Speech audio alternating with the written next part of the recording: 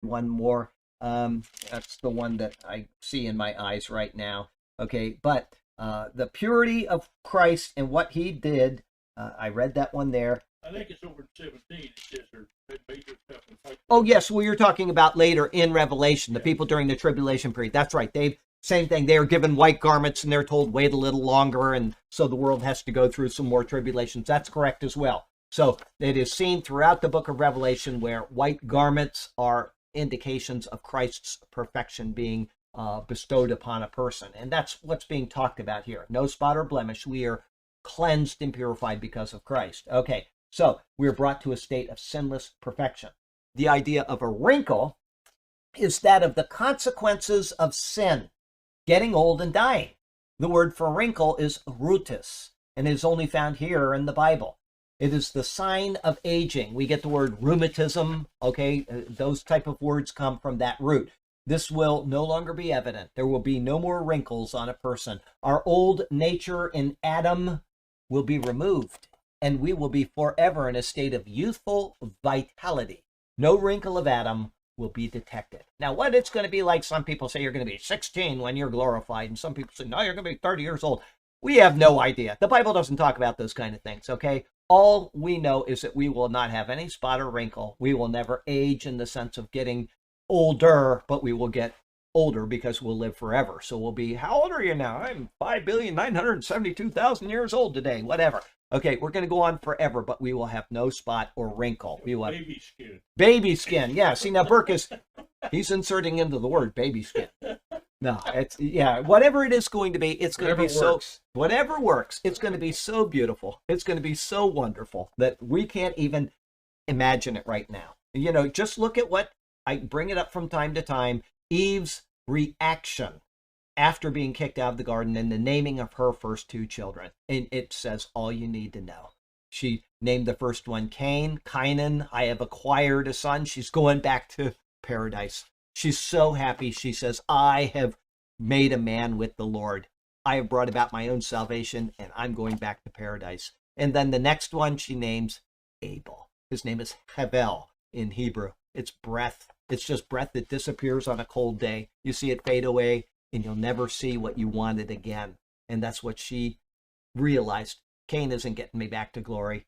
I'm stuck here, and I'm going to have children, and I'm going to die someday. So you can just see, right, the sad, sad state of affairs that's reflected in the naming of those two boys.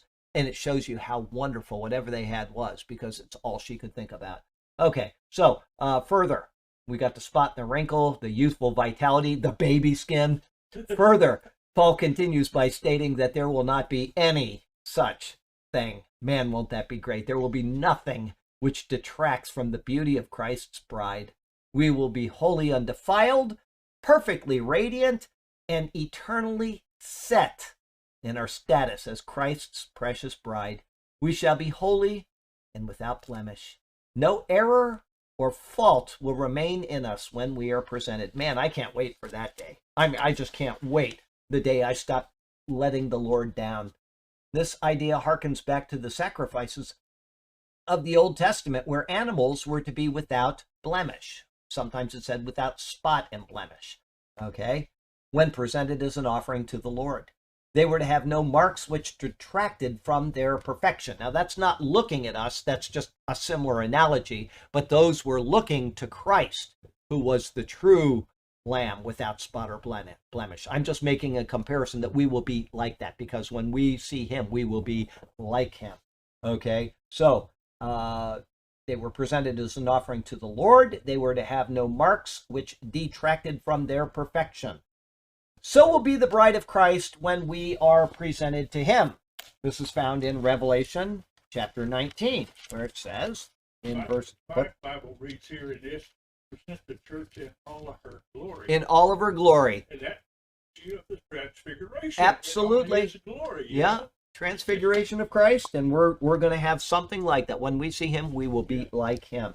Okay, it says here in Revelation 19, let us be glad and rejoice and give him glory, for the marriage of the Lamb is come, and his wife has made herself ready, and to her it was granted to be arrayed in fine linen, clean and bright, for the fine linen is the righteous acts of the saints. Okay, two possibilities on that particular verse.